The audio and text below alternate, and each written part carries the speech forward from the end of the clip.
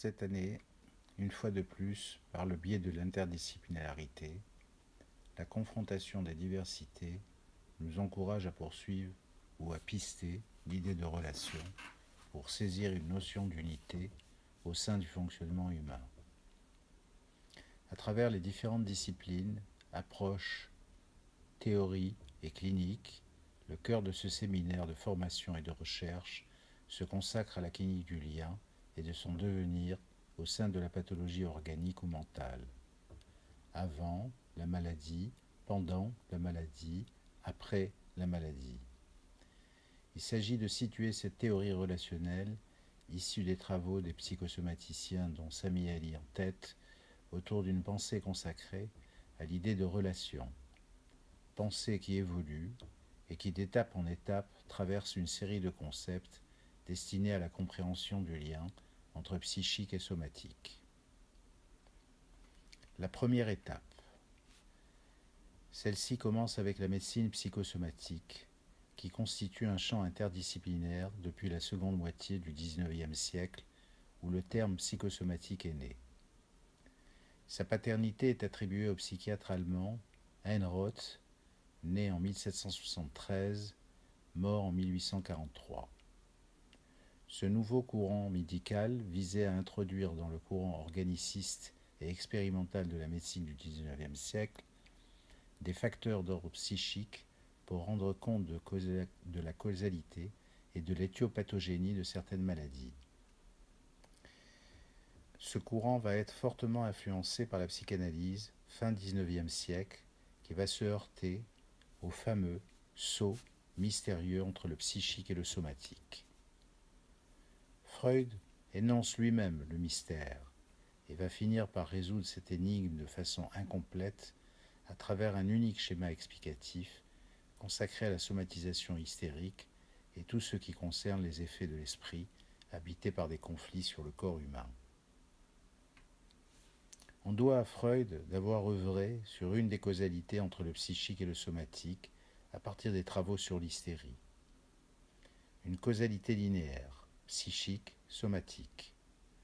La découverte consiste à penser que le symptôme est l'expression de la réalisation d'un désir inconscient, refoulé, qui passe la barrière de la censure parce que masqué par la conversion. Le symptôme hystérique est fonctionnel ou imaginaire, c'est-à-dire psychique, dont le sens est métaphorique, symbolique, conversif et réversible. Cette causalité a le mérite d'établir une psychogénèse pour les symptômes d'ordre imaginaire ayant un sens premier. Le symptôme est le compromis traduisant un conflit psychique inconscient et le schéma explicatif de celui-ci est celui du processus concernant le refoulement, l'échec du refoulement et le retour du refoulé. À partir de là, le courant psychanalytique va favoriser ce dualisme de la pensée en proposant de concevoir le passage entre somatique et psychique à partir d'une toute-puissance psychique et va aller jusqu'à établir des modèles de fonctionnement qui, soumis à des événements traumatiques, créeront la maladie somatique. La pensée opératoire, la lexithymie, j'y reviendrai. Il reste cependant difficile de plaquer ce schéma explicatif, refoulé, échec du refoulé, retour du refoulé, pour les symptômes organiques, car il devient difficile de penser l'organique exclusivement à partir du psychique, c'est-à-dire du modèle de l'hystérie. Sans tomber bien sûr dans la confusion entre psychique et organique, car penser l'organique reviendrait ici à penser le psychique. Et pourtant Freud, avec le modèle de la névrose infantile, puis de la névrose actuelle, va influencer de nombreux travaux et modèles. Freud, après le modèle hystérique, dans une partie de la psychopathologie psychonévrotique, considère qu'une partie de l'énergie sexuelle se décharge directement dans l'organe, sans passer par l'élaboration psychique. C'est ce qu'il nomme la névrose actuelle. Elle se manifeste par des symptômes corporels, allant de l'angoisse à la neurasthénie, symptômes sans sens, sans signification symbolique, directement issus de la pulsion sur l'organe, sans que l'on puisse se la représenter. cela va vite devenir on somatise parce qu'on ne mentalise pas. À partir de là, un certain nombre de concepts vont naître. Celui de Siphéos avec le concept d'alexithymie qui met en avant un défaut de mentalisation. Celui de Marty et Fein de l'école de Paris qui eux ont mis l'accent sur les notions de pensée opératoire, de relations blanches, de névrose de caractère, due à une carence du préconscient. La critique ici porte sur des modes de fonctionnement par défaut ou par carence. D'une part, alors que le rêve existe tout de même. Et d'autre part, quand bien même il en serait ainsi, ces fonctionnements existent également sans la maladie. Puis, nous pouvons citer également Lacan avec le processus de non-symbolisation, Alexander de l'école américaine de Chicago, Dunbar et Nall qui ont proposé des styles particuliers de personnalité associés à des événements traumatiques, Melanie Klein qui nous parle de l'échec de l'élaboration de la position dépressive primitive nécessaire à l'organisation des relations objectales, et Nall qui situe la psychosomatique au sein des conflits prégénitaux, créant des conflits spécifiques comme l'ulcéreux, le colopathe, l'asthmatique. En résumé, les liens et les hypothèses psychiques sont tout au plus des physiopathologies provisoires avec des profils de fonctionnement préétablis, tout au moins des fonctionnements négatifs par carence ou défaut, carence de préconscient, défaut de mentalisation. Mais toutes convergent vers l'idée d'une théorie psychosomatique qui consiste à penser exclusivement le psychique pour penser le somatique, et à la limite, si on est malade, on est en quelque sorte responsable de la maladie. Penser autrement le lien entre psychique et somatique consiste à être la deuxième étape. Et celle-ci implique une autre épistémologie de la réalité humaine. Comment travailler la pathologie avec le concept de la relation entre corps et esprit. Cela passe par une remise en question de la pensée pour l'instant unique dans la tradition médicale occidentale, issue du symbolique et du sujet divisé. Le je pense donc je suis de Descartes, où le corps est réduit à la mécanique, au fonctionnel, à la machine, ne tenant pas compte de l'unité ou du moins prônant l'unité perdue, et en effet, l'unité de toute chose est perdue du moment que l'on nomme, puisque la chose n'est pas le mot, chaque chose se divise par le mot, et le mot divise la chose. En effet, donc l'unité est perdue. Mais cette évidence disparaît au profit d'un processus originel de nature dualiste. Donc la question remonte à très loin, et elle a été orientée et a orienté l'acte médical imprégné d'une dimension anthropologique conditionnée par la dimension culturelle, façonnant ainsi un mode de pensée dualiste. La pensée dualiste, issue donc de cette philosophie, va ouvrir deux voies de réflexion. L'une matérielle soutenant que le psychique n'est que l'émergence du corps biologique, le corps-cerveau, l'autre psychique et psychologique, accordant une priorité à la conscience. Pour ce qui nous concerne, tout commence en France avec le professeur Delay, qui décide de confier une consultation de recherche en psychosomatique au professeur Mustapha Ziwar, formé à la psychanalyse, dont le premier travail de synthèse a été publié à la Revue française de psychanalyse. Son travail se nomme « Psychanalyse des principaux syndromes psychosomatiques, asthme, hypertension, rectocolite, eczéma ». Marty, élève de Ziwar, dans la continuité, créera un groupe chargé de théoriser sur la pensée opératoire et créera l'IPSO. Sami Ali est aussi élève de Ziwar, beaucoup plus tôt en Égypte. Le courant que va développer Sami Ali est celui de penser l'unité, en dehors de tout a priori, afin de dépasser le clivage corps-esprit, pour comprendre l'homme dans sa réalité concrète et instaurer un nouveau lien entre le patient et le thérapeute, pour ce qu'il nomme une psychosomatique relationnelle. En partant de la théorie relationnelle, on introduit une autre causalité à côté de la causalité linéaire, la causalité circulaire. Le psychique est relationnel, le biologique est relationnel. Ce sont deux plans qui coexistent comme éléments d'un ensemble relationnel et non comme deux entités séparées. Si je parle, si je pense, c'est neurologique, et si c'est neurologique, je parle, je pense. Si je m'adresse au psychique, je m'adresse au biologique, et vice-versa. Ce sont les deux faces de la même pièce, deux profils pour un même visage, plus de saut mystérieux, tout est relation. C'est avec les concepts de corps réel et de corps imaginaire que Sami Ali va introduire sa théorie de la relation. Définissons corps réel et corps imaginaire. Le corps réel, c'est le corps biologique, physiologique, anatomique, organique. C'est le corps matériel qui existe pour qu'on se le représente ou qu'on le nomme. Le corps imaginaire, c'est le corps que l'on se représente mentalement sous forme d'images, de mots, de symboles, issus en grande partie du psychosensoriel et de l'affect, des émotions. Tous les corps dans la pathologie psychonévrotique sont imaginaires, de la névrose hypochondriaque à la névrose hystérique. Il est évident que les fonctions psychiques reposent sur des fonctions physiologiques et vice-versa, comme le corps imaginaire repose sur le corps réel et vice-versa. Il existe un lien de complémentarité, non pas entre deux corps, alors qu'il n'en existe qu'un seul, mais entre deux concepts applicables à la psychosomatique. Donc une relation d'opposition et de complémentarité, deux pôles, deux extrêmes, d'une seule et même dimension, qui se déterminent et se définissent réciproquement par la relation établie. Peut nous servir d'exergue une autre philosophie que celle de Descartes, celle de Schopenhauer, qui nous dit dans les passions du sujet « Il est tout aussi vrai de dire que l'esprit est un pur produit de la matière que de prétendre que la matière est une pure représentation de l'esprit. » Cette vision unitaire nous incite à réduire les clivages entre conscient et inconscient, rêve et réalité, objectivité et subjectivité. Tout cela peut s'inclure ou s'exclure mutuellement. Tout dépend de la relation préétablie. Il y a autant de réalité dans le rêve qu'il y a de rêve dans la réalité.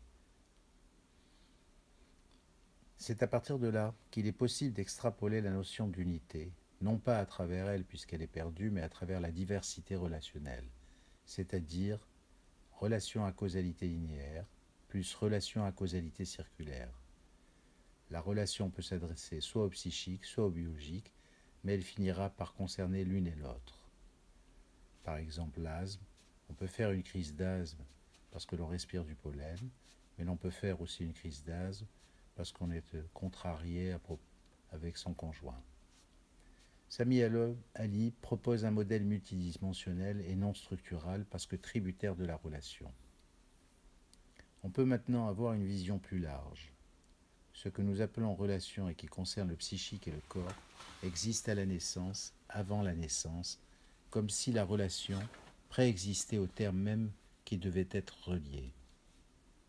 L'ovule et le spermatozoïde préexistent virtuellement en tant que la mise en relation de ces deux éléments ne sera pas réalisée, et l'on ne pourra jamais vraiment les définir ou les identifier fondamentalement sans la relation qu'ils ont à établir.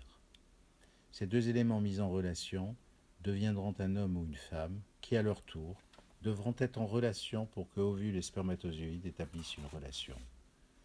Le biologique est relationnel, le psychique est relationnel, la causalité devient également circulaire. La relation se trouve ici au centre comme à la périphérie du fonctionnement humain, dont les modalités sont à la fois linéaires et circulaires. Corps réel et corps imaginaire, en relation perpétuelle, sont en relation avec le monde extérieur selon un rythme d'échange adapté au rythme corporel, lui-même issu de la forme de relation établie entre corps réel et corps imaginaire. Convergence entre le temps du corps réel, constitué en partie par le rythme des soins maternels, et le temps adaptatif auquel la mère est déjà soumise. L'importance réside dans les accordages entre le rythme corporel et le rythme psychosocio-culturel. L'autre, relationnel, est partie prenante avant, pendant, après la naissance. Il pèse sur l'évolution psychosomatique de l'individu. La relation comme processus originel s'effectue avant la découverte de soi. Le narcissisme, par exemple, dans le mythe de Narcisse, il reconnaît sa sœur avant de se mirer dans sa propre image. Donc la preuve que la découverte de soi arrive à partir de la découverte de l'autre. Autre en relation, avec un temps et un espace, intrinsèque comme extrinsèque à la relation. La relation crée le temps et l'espace, et elle est issue de l'espace et du temps. Car si le corps dans sa forme est un espace à 3 dimensions, volume, l'espace nous est donné avec le corps. La relation, alors qui s'établira avec le monde, ne peut créer autre chose qu'un monde spatial à 3 dimensions, avec un haut et un bas, une gauche, une droite, un devant et un derrière, un dedans, un dehors. L'espace prend sens à partir du moment où on le nomme, en prenant comme référence le schéma corporel. Quelle est cette création que réalise la relation entre le corps et l'espace? À partir de quelles données relationnelles existe-t-elle? Quelle est son origine? Que définit-on par création relationnelle dans ce contexte précis? Le rêve est une création créée par quelle relation? Il y a une réponse que Freud a foulée, la projection psychique. La projection est à l'origine de toute création. On y arrive. Troisième étape de la projection. Les processus primaires pour Freud caractérisent l'état de l'inconscient. Ils ont été largement décrits par lui dans l'interprétation des rêves. Il s'agit principalement de la condensation et du déplacement. Ces processus primaires de nature défensive sont nécessaires à la satisfaction du désir inconscient pulsionnel interdit dans la réalité, matériel à refouler en le déguisant par la condensation et le déplacement. La découverte de l'hystérie va consister à faire la découverte de la conversion du désir inconscient en symptôme. Et il appliquera au rêve ce même schéma explicatif. Le rêve est la réalisation du désir inconscient qui passe la barrière de la censure parce que masqué. Ces mécanismes inconscients d'inversion, condensation, déplacement, conversion, projection défensive, si par ailleurs intrinsèquement l'on cherchait à les approfondir, on s'apercevrait que pour la compréhension du phénomène, il est nécessaire d'avoir recours à un autre mécanisme inconscient, celui de la projection non défensive. Freud lui-même, dans Complément métapsychologique, nous dit « Aussi à propos du mécanisme de déplacement, la psyché se comporte comme si elle projetait cette excitation au dehors. » C'est avec le cas Schreiber que Freud ouvre une parenthèse à propos de la projection, mais qu'il ne refermera jamais. Laissons là un concept inachevé, y compris dans la psychanalyse, telle qu'elle est actuellement pratiquée. À plusieurs reprises, il fait allusion à une autre projection de type non défensive. En 1917, Freud y fait allusion à propos du rêve en parlant d'externalisation, où il souligne le fait que le rêve est une projection. Freud ignorait que le rêve préexistait avant la naissance, donc en dehors de relations objectales, et surtout il ignorait que le rêve était soumis à un rythme d'origine génétique propre à tous les mammifères. Dire que le rêve est obligatoire, c'est-à-dire que s'il y a du sommeil, il y a du rêve, et dire qu'il est lié au rythme d'origine génétique, c'est démentir la proposition de Freud à propos du rêve, car le rêve n'est pas la simple réalisation du désir inconscient qui passe la barrière de la censure parce que déguisé, il est soumis au rythme, et le désir et le rythme sont antinomiques. Et bien entendu, le rêve n'existe que si on s'en souvient. C'est donc principalement la mémoire sélective ou pas qui permet au rêve d'exister. Il n'y a que cela qui peut être psychologique. On se souvient ou on ne se souvient pas de ses rêves. Ce que nous apprend la neuropsychologie, on rêve tout le temps, au même titre qu'on pense tout le temps. Le cerveau n'est jamais au repos. Il y a deux fonctionnements opposés et complémentaires qui alternent, le fonctionnement vigile et le fonctionnement onirique. Et bien entendu, le rêve n'existe pour soi que si on établit une relation avec lui. C'est la relation qui existe pour que le rêve existe. L'activité de rêve existe avant la naissance. Que nous proposent les travaux de Jouvet à propos de l'origine du rêve ainsi que de sa fonction neurophysiologique. Il établit une relation entre la genèse du rythme cérébral, avec l'existence du sommeil, et l'hallucination fœtale corrélée au sommeil sismique, qui est l'équivalent du sommeil de rêve embryonnaire, lui-même corrélé au tonus et au réflexe du fœtus. La fonction tonique devient l'autre phase de la projection primordiale pendant le sommeil sismique chez le fœtus. Il existe donc une projection sensorielle primordiale périodique sous forme de représentation mentale simultanément liée et issue de la transformation corporelle somatique soumise à la programmation génétique. En fait, on rêve de la transformation de son corps quand on est un fœtus. Le rêve est une projection du corps, projetant du même coup un espace et un temps corporel, créant l'espace et le temps imaginaire. Le rêve se déroule dans un espace et un temps imaginaire, qui n'est que le reflet de l'espace et du temps corporel. Le rêve, créant un dedans, un dehors, à l'image de la réalité perçue, mais consacré totalement dans le rêve à exclure la réalité. Réveillé ou en dehors du rêve, cette projection reste active, partiellement, c'est ce que l'on nomme les équivalents de rêve, mais elles sont largement dominées par la conscience vigile, par la perception de la réalité objective du corps. Le corps est là, il perçoit, il sent et bouge grâce à l'espace qu'il occupe et au temps qui le traverse dans la réalité. Cette chose inconnue qu'est le corps se révèle en révélant le monde. Il fonctionne en tant que schéma de représentation. Il est donc à mi-chemin entre la représentation et la perception, par la projection. Il crée une structure qui donne à la réalité comme au rêve la forme qui le représente et le manifeste. Le corps propre est donc un cadre de référence qui, selon sa stabilité ou son instabilité, contribuera à la constitution d'une forme de pensée. En regardant à travers une activité ludique, par exemple, l'enfant jouant avec son seau sur le sable, une activité imaginaire de l'enfant, on va tenter de représenter ou d'imaginer nos propos. Le seau qu'utilise l'enfant en le vidant et en le remplissant lui permet de faire l'expérience du dedans-dehors. Cet objet seau devient image du corps et plus tard symbole lui-même d'un contenant contenu. Grâce au seau, il se fait une image du dedans-dehors, de son dedans-dehors, prenant appui sur le perceptif du corps propre. Celui-ci possède dorénavant une représentation spatiale du dedans-dehors à travers une relation avec l'objet. L'enfant ne fait que projeter son corps réel sur l'objet, qui ne fait que confirmer la réalité du corps par la perception de l'objet.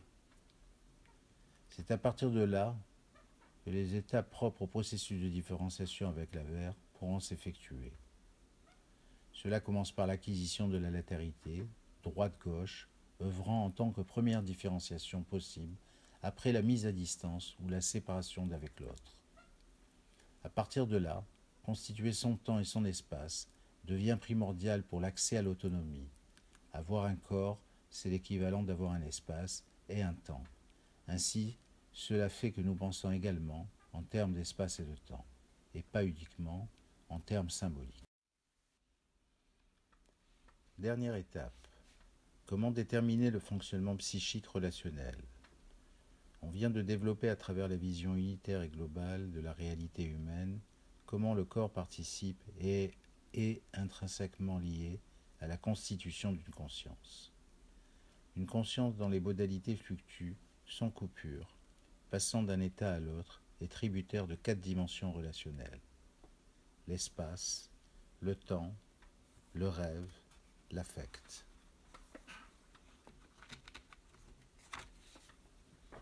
Le temps. Dès la vie fœtale, le rythme biologique est fondamental, avec très tôt la mise en place du premier noyau d'activité psychique, rythmé par le sommeil lent et le sommeil sismique.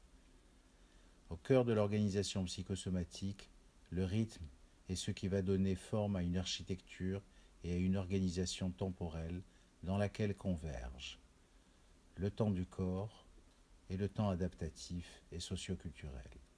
Le temps du corps, le temps du rythme physiologique, de la dépendance des soins corporels, la manière dont la mère introduit un rythme fait de charge et de décharge, de tension et de relâchement, constituant l'ébauche de toute temporalité. Elle est le fait de deux subjectivités qui se rencontrent en tant que corps, harmonie, disharmonie, qui par ailleurs reste tributaire de l'articulation, avec le temps adaptatif et socio-culturel de la mère. La temporalité conçue dans cette optique, élargie, constitue ainsi l'une des dimensions fondamentales dont il faut tenir compte pour définir la relation. La mère n'est pas qu'un parexcitation, elle est aussi synchronisatrice, régulatrice de rythme. Des contradictions relationnelles peuvent survenir entre le temps biologique et le temps adaptatif, souvent propices à créer des pathologies de la temporalité de façon sous-jacente. Ainsi, on connaît les insomnies sévères du nourrisson qui annoncent toujours la maladie somatique, les eczémas du nourrisson qui sont aujourd'hui corrélés avec une rigidité ou une cadence maternelle maîtrisant le temps et l'espace, la dépression qui s'inaugure toujours par des troubles du sommeil, des troubles du rythme. La pathologie de la temporalité qui en résulte est en corrélation négative avec la subjectivité temporelle. C'est un temps sans sujet qui épuise et crée la maladie. Pas de temps pour soi, pas de temps pour le rêve, pas de temps pour l'imaginaire. Nous sommes des êtres de rythme, avec une conscience soumise au rythme diurne et nocturne, ouvrant la voie à une conscience vigile et à une conscience onirique, alternant sous l'effet du rythme biologique. L'espace. La deuxième dimension relationnelle est inséparable de la précédente, c'est la relation fournie par l'espace. Avoir un corps, c'est avoir un espace, les deux réalités sont solidaires. Corps réel, matériel fait d'un contenant et d'un contenu, tridimensionnel, donné consacré à l'espace formel, et par ailleurs, création par la projection psychique d'un espace de représentation du corps propre, le corps imaginaire, issu du corps propre, spatial, créant l'espace par projection mentale, image de l'espace corporel. C'est ainsi que le corps est à même de structurer l'espace, dedans-dehors, droite-gauche, haut-bas, devant-derrière. On n'organise pas l'espace de la même manière selon que l'on est un droitier ou un gaucher. Il y a une continuité entre la latéralisation cérébrale et l'apprentissage de la latéralité manuelle. L'enfant doit apprendre la droite et la gauche à partir de l'autre ou par rapport à l'autre. Cet autre va être le représentant de l'apprentissage, de l'adaptation. L'enfant doit savoir se situer par rapport à cet autre, mais il doit aussi situer l'autre par rapport à soi. Et cela est dépendant de l'autre qui permet ou pas le processus, celui de pouvoir établir un schéma de représentation à partir du corps propre en revenant à soi, afin d'accéder à l'autonomie. Ainsi, tous les problèmes de dyslexie sont souvent des ruptures entre l'espace corporel et l'espace de la représentation. Rien ne peut être défini, compris, reconnu en dehors de l'espace et du temps.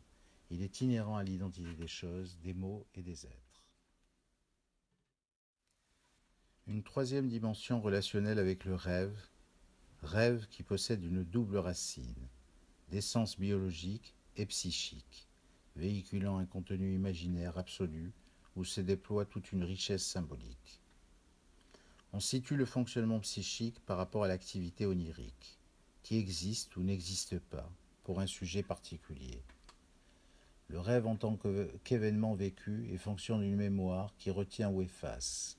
S'il y a effacement, on ne se souvient pas de ses rêves. Le rêve est un être de mémoire, c'est la relation que l'on établit avec lui qui existe ou n'existe pas. Un refoulement caractériel peut, en accord avec l'adaptation, permettre le refoulement du rêve. Ce fonctionnement est le plus souvent obtenu par une hyperactivité adaptative, laissant peu de place au plaisir, à la détente, ne sachant pas rien faire. Le rêve est soit éliminé totalement du souvenir, soit présent, mais vécu de façon ordinaire. Ceci s'exprime fréquemment par l'intermédiaire de rêves professionnels où, au lieu de prendre du plaisir à s'évader, on se retrouve au travail, hyperactif. Il y a aussi les rêves où le plaisir non conforme au réel émerge et provoque immédiatement le réveil avec sentiment de malaise. Enfin, le rêve trop irréel, incongru, non intégrable par la conscience. L'insomnie, qui enfin renforce la peur du rêve et la garantie totale de ne pas se souvenir de ses rêves. Entre la conscience vigile et la conscience onirique s'établissent des liens d'inclusion et d'exclusion réciproques.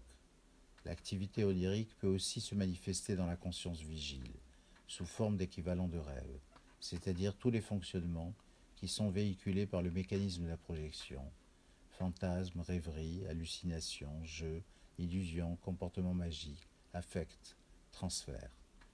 Il devient alors possible d'observer d'un moment à l'autre des oscillations entre état de rêve et état de veille, imprimant un rythme particulier à l'ensemble du fonctionnement psychique. La quatrième dimension relationnelle est d'ordre affectif. Le marquage biologique des expériences affectives précoces montre que la sensorialité et l'affectivité maternelle sont des facteurs essentiels aux réactions émotionnelles et biologiques. Abstract Neuro, Psy, 2005. L'affect a une réalité, celle du corps physiologique et neurovégétative, nous reconnaissant la peur au battement du cœur et vice-versa. Tout affect est associé à des manifestations neurovégétatives. Les affects sont la projection de cette présence primordiale d'un corps en relation qui sous-tend toute expression verbale comme non verbale. Freud, en 1926, à propos de l'angoisse, nous écrit « Nous l'appelons état d'affect, bien que nous ne sachions pas non plus ce qu'est un affect. » Dans la psychanalyse freudienne, seule la représentation est refoulée, et l'affect est une quantité d'excitation, d'énergie libidinale, qui va soit se convertir, soit se déplacer, soit se projeter sur une autre représentation. Seule la représentation est refoulée. Il existe un clivage entre l'affect et la représentation. C'est la vision dualiste et défensive de l'inconscient. Au sein de la théorie relationnelle, par contre, il faut comprendre que l'affect et la représentation se déterminent et se définissent réciproquement par une causalité relationnelle circulaire. L'affect crée la représentation et la représentation crée l'affect. Relation qui aboutit à la création d'un objet qui devient à la fois effet et cause. L'objet fait peur parce qu'on a peur et on a peur à cause de l'objet. L'affect passe par la relation à l'autre et passe par la langue maternelle, le corps propre et la projection. La langue maternelle. La langue parlée depuis l'enfance. Pour exprimer l'affect, il faut que les deux personnes appartiennent à la même langue, il faut constituer le même objet imaginaire. L'exemple, mon petit chou, mon petit cœur, ne désigne pas ni métaphoriquement ni symboliquement l'objet. Ce n'est pas le sens qui importe, c'est l'émotion, c'est-à-dire ce que véhicule le mot, à savoir la possibilité d'avoir une croyance avec la mère, croyance unique pour un même mot unique.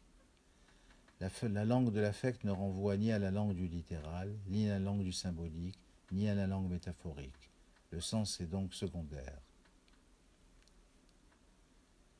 Le corps propre, qui est l'expression somatique de cortège parasympathique, et enfin la projection, circularité qui demeure inséparable du processus projectif mis en œuvre et qui constitue la structure essentielle du phénomène. En ce sens, on est dans l'affect comme dans un mouvement qui s'apparente au rêve et qui, d'une manière analogue, s'accompagne d'un sentiment de réalité. On ne peut sortir de l'angoisse par la raison. Autant dire qu'on y croit fermement, espace sans distance, tant que dure l'affect qui le soutient.